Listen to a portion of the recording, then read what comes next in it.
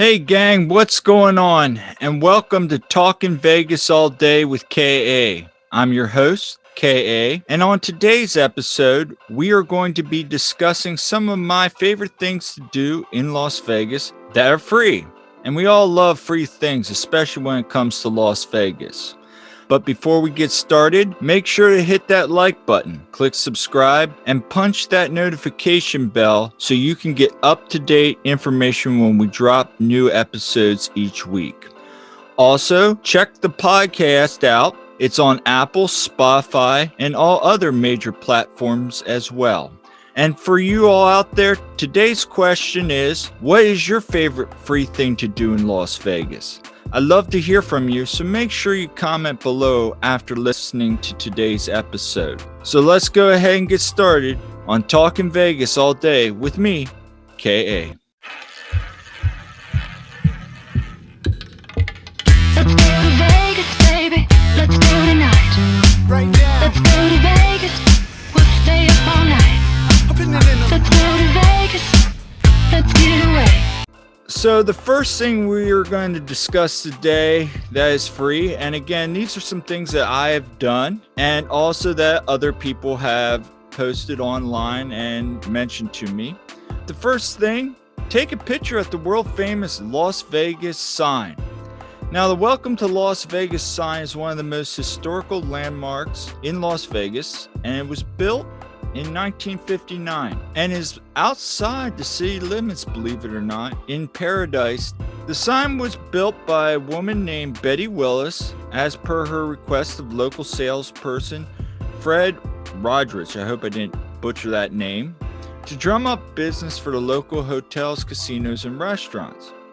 At the time, the sign cost a mere $4,000 and is currently owned by the Young Electric Company, which leased it to Clark County. Across the top of the sign, there are 7 white circles that are meant to represent silver dollars as a salute to Las Vegas's nickname, the Silver State. Now, this landmark, which JA and I both frequented a couple times, is a great landmark. And if you've never been to Vegas, or if you have before and you never visited, it's worth your time to visit. The really neat thing is that you can get your picture taken. They have people there, but you just go up, take a quick photo.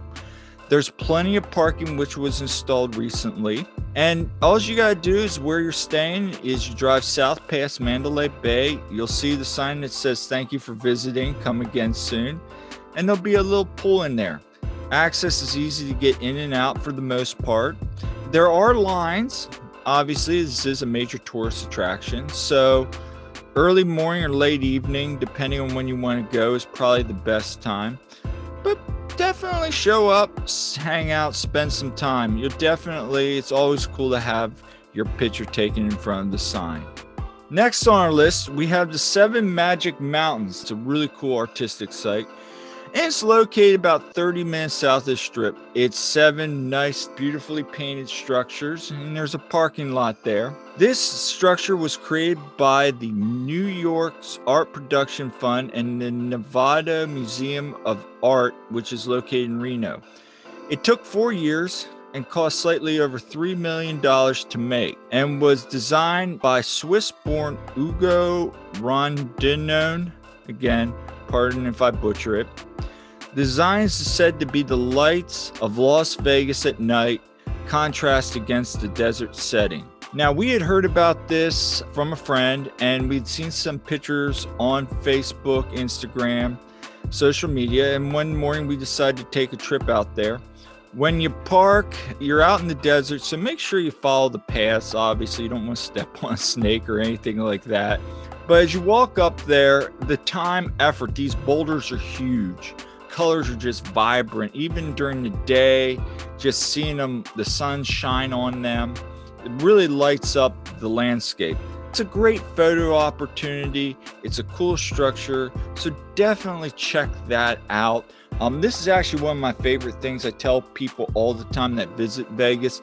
It's something out of the beaten path. So if you rent a car, it's definitely worth your time to take that 30-minute drive, spend about an hour, hour and a half out of your day to check it out. Definitely worth it.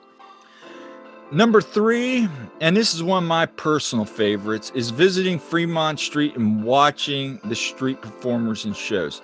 Now, for those of you that have been to old Las Vegas downtown, you know Kay is a big fan of it. Fremont Street is located in old Las Vegas at one time as the Glitter Gulch, and it includes the Viva Vision, which is a big sky awning that shoots videos, plays music, shows local ads, events that are going on downtown, and plays the actual music videos, which if you've never visited is cool. All the lights of the casinos go off. They play music and videos. It's a really cool experience, and that plays at the top of every hour in the evenings. There's also 3 stages that has live performances, sometimes by popular musicians, but mostly, depending on when you go, it's going to be local cover bands and groups. Also, you can't miss the street performers. Now, you can get them on the strip, but downtown, it's a little different. You can get anything from your picture with a Kiss lookalike to listening to a saxophone guy play who's phenomenal, magicians, showgirls, you name it. It's pretty much a hodgepodge of what you want, and there's something for everybody with the street performers. And always make sure to tip them. Personally, I love people watching, especially downtown.